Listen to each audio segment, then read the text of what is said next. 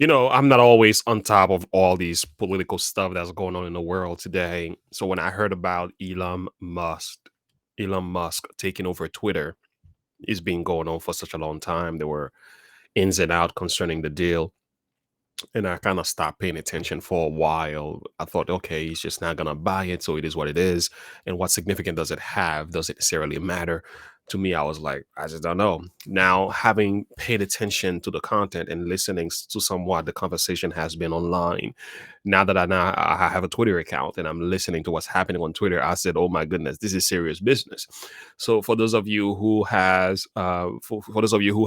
any who's all about freedom, family, and faith, who want the ability to speak your mind concerning certain ideas and perspective and so on, do it in the most diplomatic way without feeling like the gatekeepers or the thought police will come after your speech. This is why this is significant. And I know as a minister, I myself, I value my freedom of speech so that I can share the gospel. If that is taken down or under attack in any way, it is concerning to me. So what I'm realizing, what Elon Musk has done here, literally to some, it is one of the greatest move ever, because freedom of speech once again is somewhat being restored on the platform, at least the Twitter platform, to say the least. And it seems like other businesses are going to follow suit as well. So it's been said, this is coming from New York Times, Elon Musk complete a 44 billion deal to own Twitter. You have it. So this was done on Thursday. 44 billion deals to own Twitter social media service. For those of you who do know that Elon Musk is a free speech absolutist, he certainly believes in it. Doesn't necessarily mean all speech is okay. It doesn't necessarily mean everything is okay. But Elon Musk seems to be one of those guys who values that, and he's not necessarily okay with all the craziness that's been going on in the world concerning free speech. Here are some people that were taken down, removed, and banned from Twitter. These were famous individuals. Um, there's a whole list of them here. Zimmerman was taken down. Courtney Love was taken down. Alicia Banks, Milo. Wow. Yiannopoulos was taken down as well. Tila Tequila was gone. We have Martin, we have Roger Stone, Alex Jones was gone from Twitter. So these are a lot of big names we're talking about here. So Twitter removes who they felt like removing. Laura Loomer was taken down. Jacob, I don't know what this guy is. David Duke, some of these people I need to look into. Uh Era Madison the third. But this is the one that really bothers me. President Donald Trump was removed from Twitter. And I know recently Andrew Tate was also removed. When President Donald Trump was removed from Twitter, it was concerning to me. Uh, James O'Keefe was removed from Twitter from Project Veritas. I can understand why also, which is when you talk the way you talk, as James O'Keefe, revealing what you reveal, you can understand why these people hate you. Mike Lindell, come on, man. The My Pillow guy got removed from Twitter. Why? Oh my goodness. Oh, Marjorie Taylor Green. I need to get to her debate with that. I think Marcus. I need to get to that eventually because that's a powerful debate. So she was also removed from Twitter. So there's a lot of folks that were removed from Twitter, and the question is why. So in this video, I think this buying out of Twitter is clearly explained by what's my man's name? Tucker Carlson. Tucker Carlson had an interview with an individual that explains what's going on here. I think this kind of makes sense to me when I listen to that. I say, "Oh, that's what's going on here." All right, I get it. Let's take a listen to this. Link. So don't wait. Click on that link below right now to learn more. Tucker Carlson had Revolver News correspondent Darren Beatty to discuss what they both believe to be the radical civilizational importance of this acquisition. Both agree that we simply cannot overstate the civilizational significance of Musk's takeover of Twitter and what a radical blow it is to the globalist powers that be. Why is this a bigger story than your average billionaire buying your average media outlet? Well, Elon Musk has the potential to be a great man of history, and he has stepped outside of his designated role as glorified IT support for the regime, and he stepped into a very dangerous, high-stakes arena for a cause of civilizational importance. The question of whether we have free speech on what he calls a global public square is indeed of civilizational importance, and it's an existential threat to the crooks that control our regime. And in fact, it's such a threat that I predict if he goes through with this and it does implement free speech on Twitter, Elon Musk and Twitter will be designated, in effect, the #1 national security threat to the crooks in control of our regime. So Twitter is more than just a venue for people to spout off about politics. Twitter is used by foreign governments, by our own government, Yes. in the information wars. Is that Wow. correct? Wow. Absolutely. There's been a lot of talk about bots, and bots aren't just automated things promoting the latest cryptocurrency scam or even bots of foreign intelligence agencies.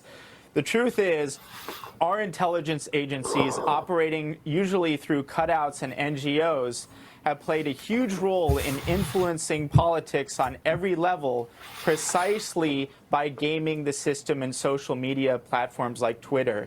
And Elon Musk, I think, really needs someone who understands the architecture of that censorship. There's an example, probably the greatest national security leak since Snowden, of how the censorship regime works. We talked about it on a recent piece at Revolver News that's available now. It's called the Integrity Initiative. But the social media apps are replete with these types of operations. In fact, one woman who attacked Elon Musk for threatening to restore free speech on Twitter was involved in an operation setting up fake Russian accounts so she could blame an American politician for enjoying support by the Russians. And so you really need to understand how deep this goes and how dark this is.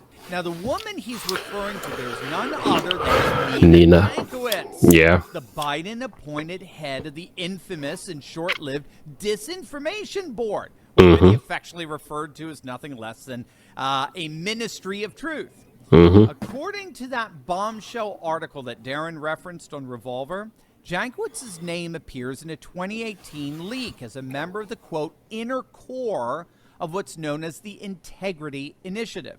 According to this report by Revolver, hackers accessed a huge swath of internal documents from the Integrity Initiative that detailed how they deliberately created what they called clusters of academics, former politicians, pundits, military experts, intelligence experts, and the like, who would be tasked with basically smearing conservative and right-wing politicians and activists There we as go. propagators of Russian disinformation. Wow. I was hearing some of this stuff even way before I had any conception of what's going on in the landscape of politics. But I've heard this before. They were loud and clear. Now another person that was um removed, well, when Elon Musk took over, he began getting rid of some folks.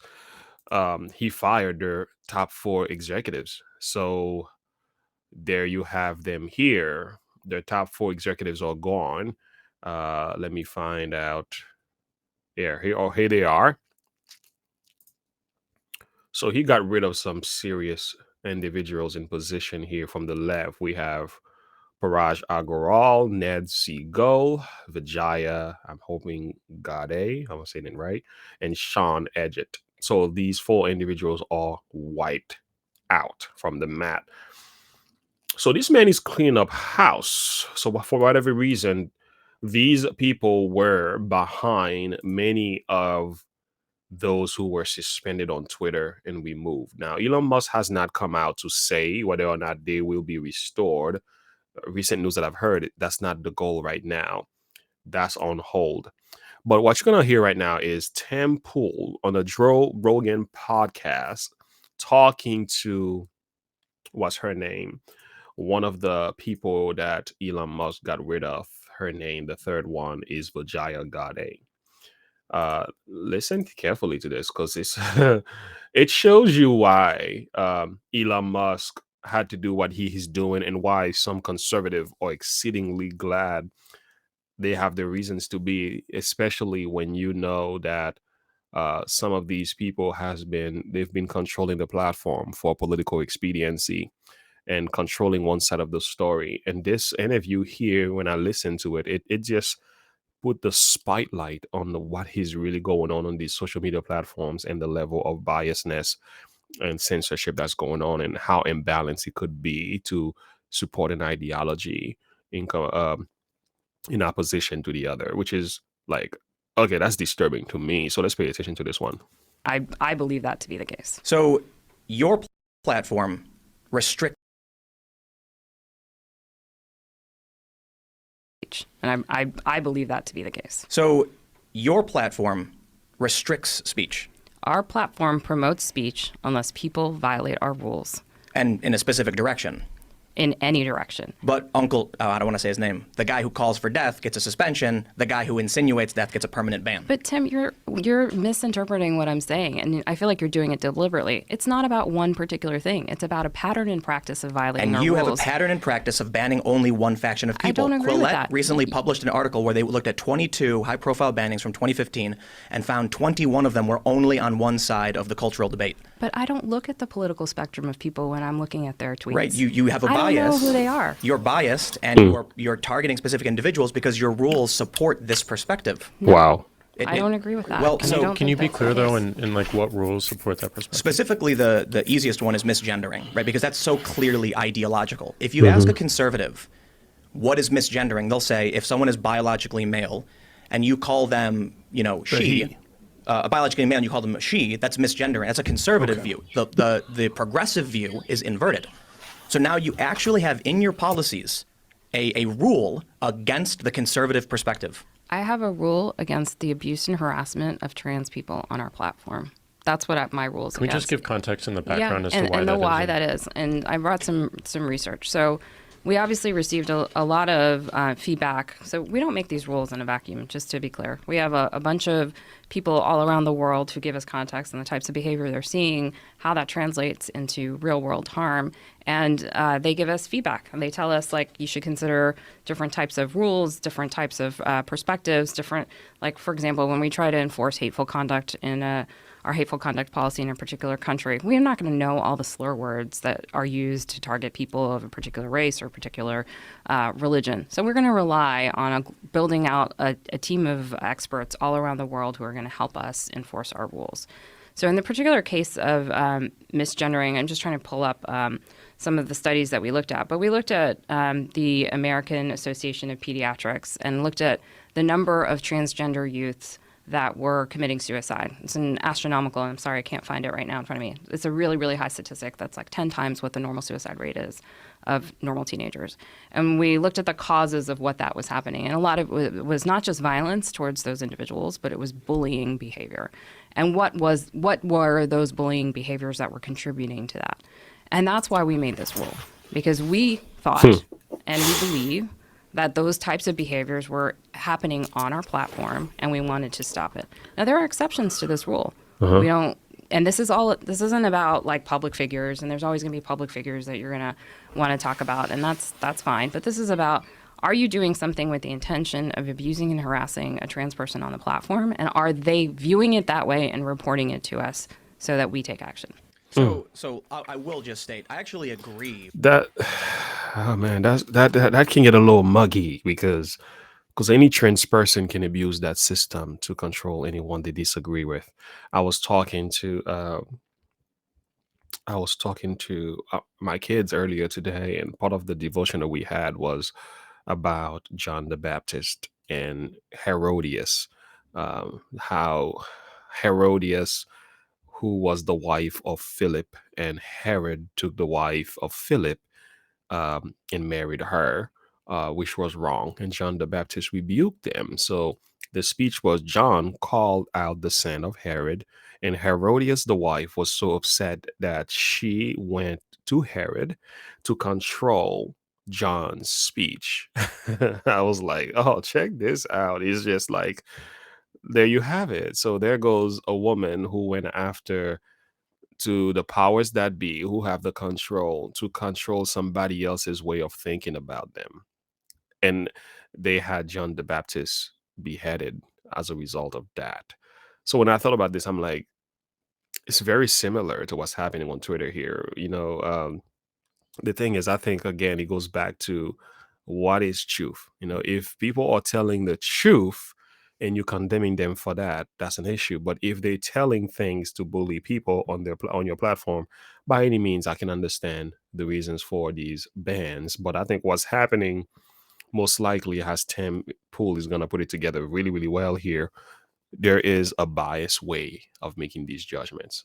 So there is a lopsided way. There is going after the conservative, going after those who believe a particular truth that are not very much accepted in our culture today. It's more going after these individuals rather than trying to protect the trans community in particular or any other community. I think that's really, really what's going on here. So it makes a lot of sense why Elon Musk had to fire some of these people. With the rule. From my point of view, I agree that bullying and harassing trans people is entirely wrong. I disagree with it. But I just want to make sure it's clear to everybody who's listening. My point is simply that, Ben Shapiro went on a talk show and absolutely refused. And that's his shtick, and he's one of the biggest podcasts in the world. So if you have all of his millions upon millions of followers who are looking at this rule saying this goes against my view of the world, and it's literally 60 plus million in this country, you do have a rule that's ideologically bent. And it's true. You did the research. You believe this. Well, then you have Ben Shapiro who did his research and doesn't believe it. Yeah. And I relied on the American Association of Pediatrics and, Human Rights Council and other. And I'm sure he has his sources too for when he gives his statements. The point is, but I just wonder if they have that context. And that's where we have also failed, as well as just explaining the why behind a lot of our policy and reasons. I would agree, and I think it's fine. You did research and you found this to be true. Okay. But we can't simply say maybe Ben Shapiro and the other conservatives who feel this way don't know. We have to. We can't. The point I'm trying to make is it's simply whether you believe it, whether you justify it or not is not the point. The point is you do. You do have this rule. That rule is at odds with conservatives. Period. It is. Well, I think that you're generalizing, but I think it is really important, as Jack said, to the why behind these things. The why is to protect people from abuse and harassment on our platform. I understand, but you essentially created a protected. But when you do something like this, you begin to police thoughts. And when you police people's thoughts, you are playing with people's conscience and even belief system as well. So you got to be careful how you do this. It's one thing to say that's bullying. That's wrong. But it's another thing to say, I disagree with this because it doesn't line up with my view or my Twitter guidelines or something like that. So I think it's a very sensitive way. It's a very sensitive manner because when you got a platform where all thoughts and all groups of people are welcome, you got to be careful how you handle that. And I don't think they did a good enough job. And I think that's why Elon Musk had to clean up the house here. So I'm going to let Joe, we're going to take another few minutes of this, and then we're going to bring this video to a close. To class, if this is the case, because despite these studies and what these studies are showing, there's a gigantic suicide rate amongst trans people, period. It's a 40%. It's outrageously large. Now, whether that is because of gender dysphoria, whether that is because of the complications from sexual surgery, sexual transition surgery, whether it's because of bullying, whether it's because of this awful feeling of being born in the wrong gender, whether that all that is yet to be determined. The fact that they've shown that there's a large amount of trans people that are committing suicide, I don't necessarily think that makes sense in terms of people from someone's perspective like a Ben Shapiro saying that if you are biologically female, if you are born with a double X chromosome, you will never be XY. If he says that, that's a violation of your policy. Yeah, and good point. You're creating a protected class. To be fair, Yes. targeted. Yeah, it is. If whether it's he's targeted saying at it or targeting. Yes, if he wants to conduct. express that opinion, So he what if is he said- fully entitled to express that opinion. If he's doing it in a manner that's targeted at an individual repeatedly. and saying that, Okay, but what about that's where the intent and the what's behavior going comes on in. with Martina Navratilova right now? Martina Navratilova. I can't say her last name. Yeah, I I don't think I've ever said it. But Tina Navratilova, legend tennis player, right, who happens to be a lesbian, is being harassed because she says that she doesn't believe that trans women, meaning someone who is biologically male, who transitions to a female, should be able to compete in sports against biological females. Common sense. This is something that I agree with. This is something I have personally experienced a tremendous amount of harassment because I stood up when there was a woman who was a trans woman who was fighting biological females in mixed martial arts fights and destroying these women. And I was saying, well, you just watch this and tell me this doesn't look crazy to you. Go ahead. Well, my point is, you should be able to express yourself. And if you say that you believe someone is biologically male, even though they identify as a female, that's a perspective that should be valid. I mean, this is first of all, it's biologically correct. So we have a problem in that if your standards and your policies are not biologically accurate, then you're dealing with an ideological policy. And just because, I mean, I don't want to target trans people. I don't want to harass them. I'll call anybody whatever they want. I mean, if you want to change your name to a woman's name and identify as a woman, I'm 100% cool with that. But by saying I don't think that you should be able to compete as a woman, this opens me up for harassment. Now, I never reported any of it. I just don't pay attention to it. But going into like Meghan Murphy, for instance, right? You can call that targeted harassment if Meghan Murphy, who is, for those that don't know, she's a radical feminist who refuses to use the transgender pronouns. If she's in an argument with a trans person over whether or not they should be allowed in sports or in biologically female spaces, and she refuses to use their pronoun because of her ideology, you'll ban them.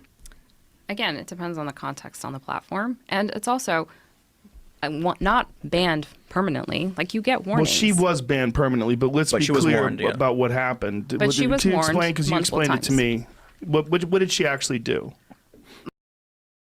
She was warned multiple times. Do you notice how much power these people were wielding on these platforms? They had people's personal freedom in their hands. And I think it was too much power for them to handle. This is the reason why I think Elon Musk buying Twitter was an excellent move. Excellent move, because some of these people were controlling thoughts. They were controlling speech. And I'm going to let you take a listen to one last video in a minute, but I want to let them run for like another 30 seconds or so. My understanding, and I don't have the tweet by tweet the way that I did for the others, but my understanding is that she was warned multiple times for misgendering an individual that she was in an argument with. And this individual is actually bringing a lawsuit against her in Canada as well. So it is. So you have an argument between two people. Again. And you have a rule that enforces only one side of the ideology, and you've banned only one of those people. We have a rule that attempts to address what we have perceived to be instances of abuse and harassment. She was saying it's your ideology. Right, but it is an ideology, right? If she's saying a man is never a woman, if that's what she's saying, and then biologically she's correct, we obviously have a debate here. This is not a clear cut. This is not something like you can say water is wet, this is dry. This is not like something you can prove.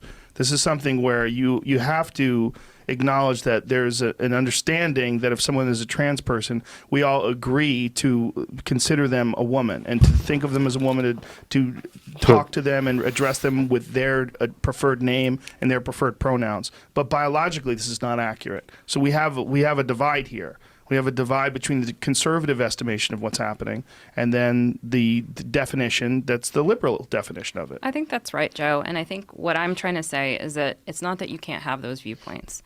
It's that if you're taking those viewpoints and you're targeting them at a specific person in a way that reflects your intent to abuse and harass them. But what if it's in the context of the conversation? What if she's saying that I don't think that trans women should be allowed in these female spaces to make decisions for women?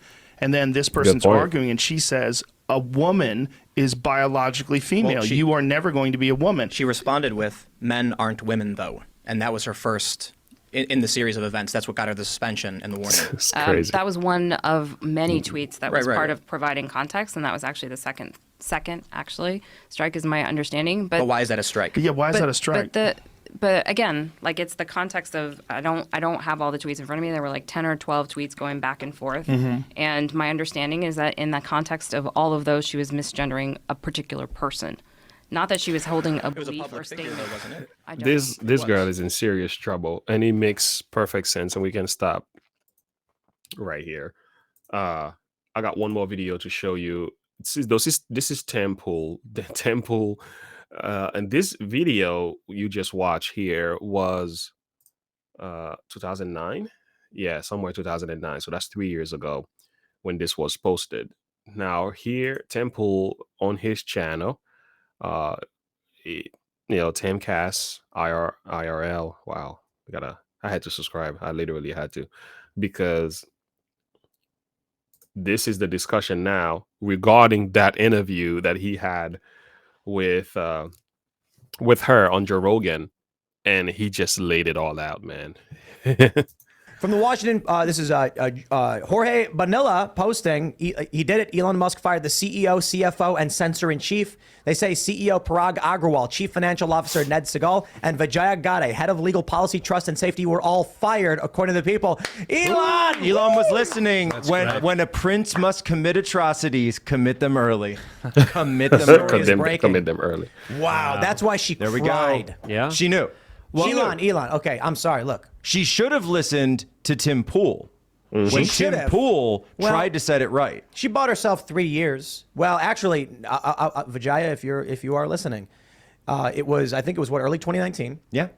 I said, you guys can't keep doing this, and I actually said to Jack, if you keep doing this, there's going to be conflict. Jack Dorsey. To Dorsey. What did I say? Well, geez, make sure you didn't mean me. Oh, no, right. No, I said there's going to be violence. And then I joked. I was like, I'm building a van. I'm going to go live down. And then they all laughed. And then what did Joe say, a couple months ago? He's like, I had Tim Pool on my show, and he was talking about Civil War. And I'm like, nah, get out of here, man. You're crazy. Now I think he might be right. So, these people should have listened to what I was saying when I was saying it. They didn't understand, though. I think Vijaya understood. The last thing she says is, thank you for the feedback. Yep. Well, now... Appreciate you bringing those issues to my attention. Took 3 years, but she got fired. So I really would love to have. Yeah, my phone's lighting up. Parag has left the building. Wow. Out. I want to sit down with Joe and Elon and talk about all of this stuff, and because Vijaya is trending. Well, look, we did that episode, and I don't think it's funny, honestly, but when you understand the reasons why these people lost their jobs, is good. Because they were playing with people's thoughts, people's tweets that they did not agree with. There was a political biasness there. So, yeah, I have to say they deserved it. So let me show you one last video, and we're going to bring this video to a close here. I think Tim Pool did a great job on the Joe Rogan podcast, warning her that these behaviors were going to backfire, and they have. And, so this is Dr. Steve Turley. I love this guy. I've learned to love him, watching him over time. So listen to how he speaks about what was wrong with Twitter's canceling tweets and the issue of censorship and freedom of speech and thought police, how dangerous of a thing that was, and why so many are passionately are happy about the transition with Elon Musk taking over and cleaning up the house. You are the most precious, well, next to my family, of course, the most precious things in my life. I love you guys. So, all right, we are witnessing today, gang, nothing less, in my opinion, than a global insurrection. This is the true insurrection.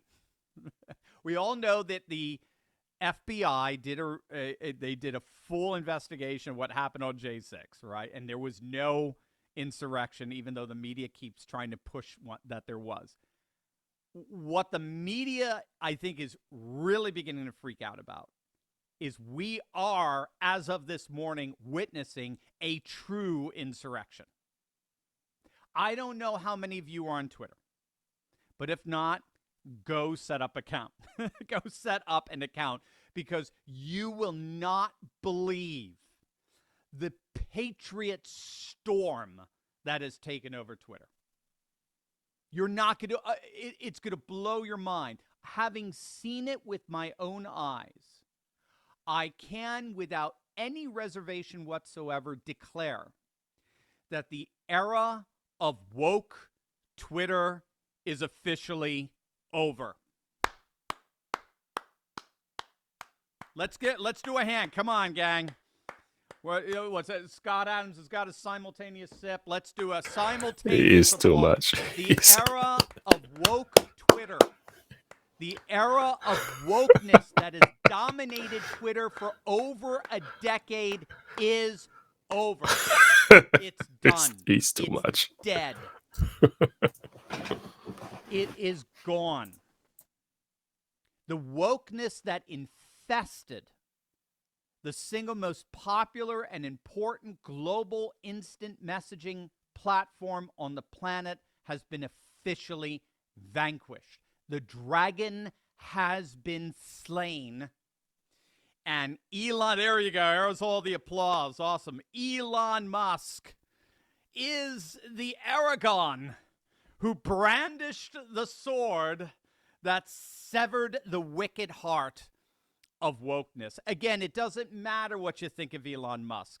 In the Christian faith, we have a saying, God draws straight lines with crooked sticks, okay? It doesn't matter who brandished the sword and severed the wicked heart of this woke, cut off that head. It doesn't matter.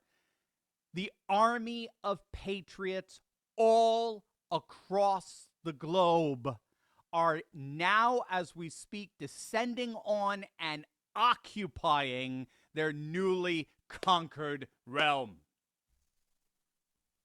We are witnessing a true insurrection.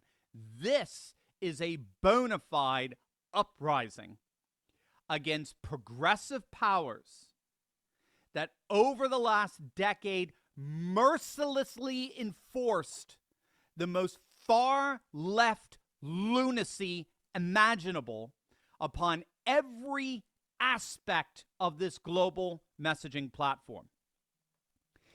Tens, if not hundreds of thousands of accounts have been suspended and permanently banned over that last decade for no other reason on the planet than simply offending the woke leftist sentiments of the Democrat-infested Twitter overlords.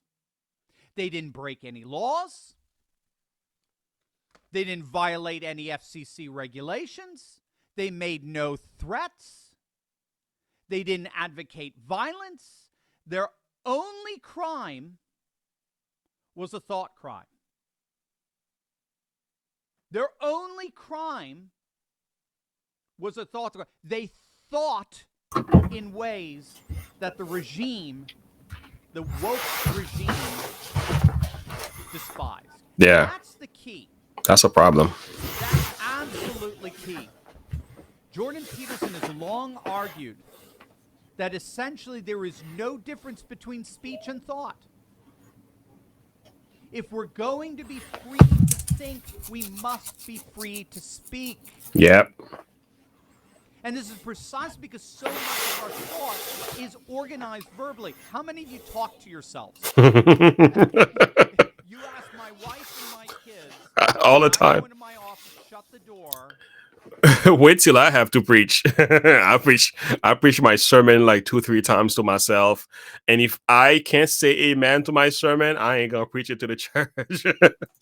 Especially to do workouts, script notes for a YouTube video. I get it. They think I'm on the phone.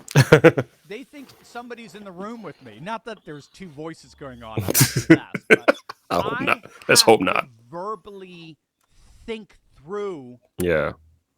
That's the connection. I have to verbally organize my thinking. Mm-hmm.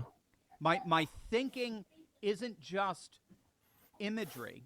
All of our thinking isn't just imagery. Our thinking is often, which, by the way, it's very much dominated by imagery, but it is often consistent of words. Words.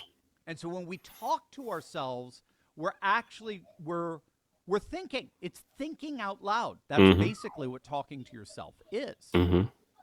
And what Jordan Peterson's pointed out is that what we think getting expressed in words, if those words get canceled, in effect, our the thoughts. overlords of cancel culture are trying to cancel our thoughts. This is the Orwellian notion of wrong think, right?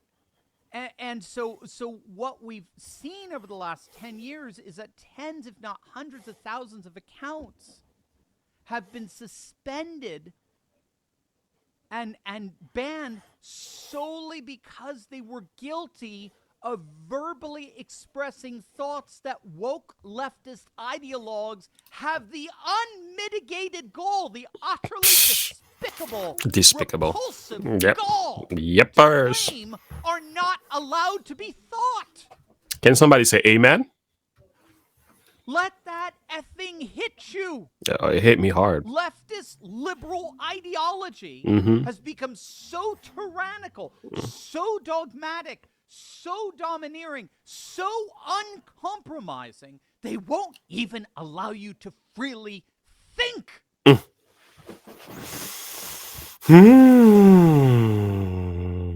And then they turn around and claim that we're the authoritarians. To top it off. We're the threat to democracy. Have mercy. Peterson's absolutely right. If we are going to be free thinkers, we must be free to speak. Simple as that. And last night, in the middle of the night,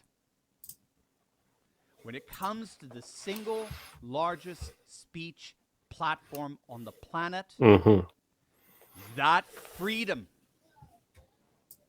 has been fully and unequivocally restored. Amen. Patriots have officially taken over Twitter.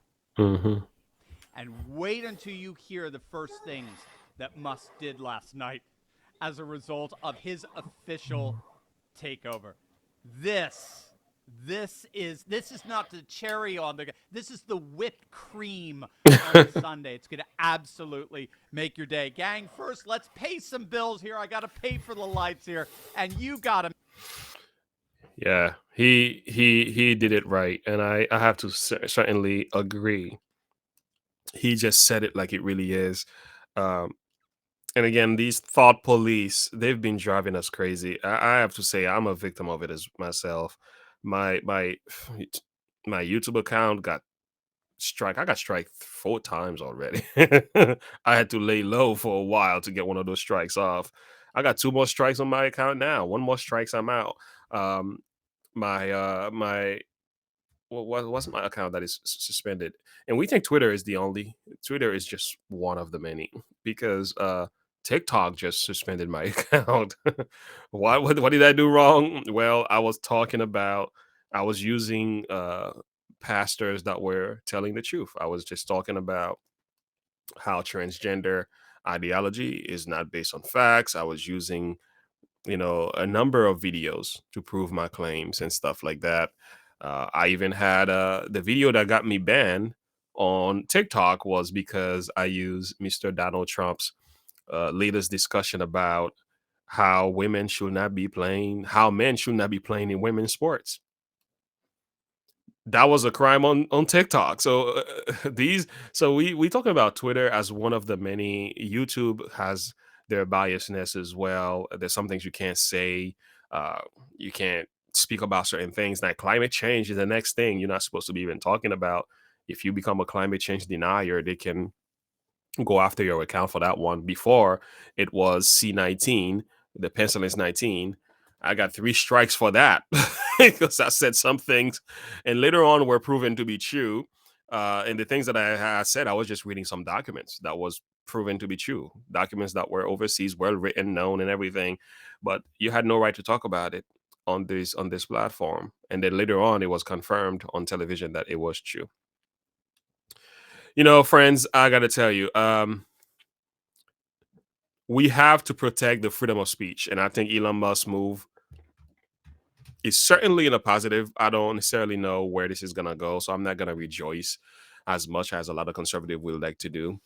But I find a glimmer of hope, because I have to say, I want my freedom of speech, because I can't be a free thinking individual without the ability to think for myself. And while I know we have to be careful with our words and the things we say and how we say them, I'm all for that. I don't believe we should be rash and disrespectful in me, because there's power in our words. But these people were taking this into this protecting certain ideology and certain narratives. That was the issue. When you see what happened with the election and so many other things, you can understand why people are upset. I mean, by every means necessary, they should be. But here's the thing. This attack on freedom of speech is nothing new, as has always been. And I think while we need to be aware of it, we should be as wise as possible to speak right. And nevertheless, you should speak anyway, because of your conscience. You are a free thinking individual. Don't ever let anybody take that from you. It's a very, very dangerous thing to lose the ability to think. And I love how he compared our words to our thoughts, because you can't have words without thinking. And if you can't think, you can't speak. So therefore is the issue. So by them controlling your words, they control your thoughts. It's very deadly. Now look at this. So this is the early, the apostles, they called them and commended them not to speak at all, nor teach in the name of Jesus. It was a crime during that time to mention Jesus' name in your sermon, because the Pharisees hated Jesus so much that anybody who was preaching anything about Jesus, they called them all kind of names. But Peter and John answered. Somebody out. So in verse 19, the Bible says, Peter and John answered and said unto them, whether it be right in the sight of God to hearken unto you more than to God, judge ye. For we cannot but speak of the things which we have seen and heard. In other words, they push back against this. You can't speak your mind. I'm not for bullying. I'm not for disrespect. I'm not for trolling individuals. That's not okay. And that's not what we do here. But some of us will just speak our minds on matters that, based on our perspective, sometimes is classified as misinformation. So these are things that you can't surrender. If you surrender, you lose your thoughts, you lose your freedom of communication, you lose your entire personhood. So Elon Musk has done something amazing, if you were to ask me. And by all means, this is gonna go in the books for a good one. But I do believe necessarily things are not gonna get any better. I'm a realist. I'm a Christian, and I read my Bible, and I can tell you that's one positive one. But there are many other things that's going on in the landscape here that we have to watch out for. But by all means, I'm all for freedom of speech without bullying people and going after them in the way that they have. And Elon Musk clean up the house. These are very positive things. And yeah, so this helps you to see the picture better. And I'm putting all these pieces together, kind of building the story here. So I'm learning a lot more of what is going on, which I think is something positive, if you were to ask me. Thank you so very much for listening. Make sure you do me a favor before we get out of here. Like and subscribe to the page. Click the bell icon for more of my notification uploads. Comment below. Share your thought and perspective with me as well. Remember, and as always, to look unto Jesus, to live by faith. Have a good one. Bye.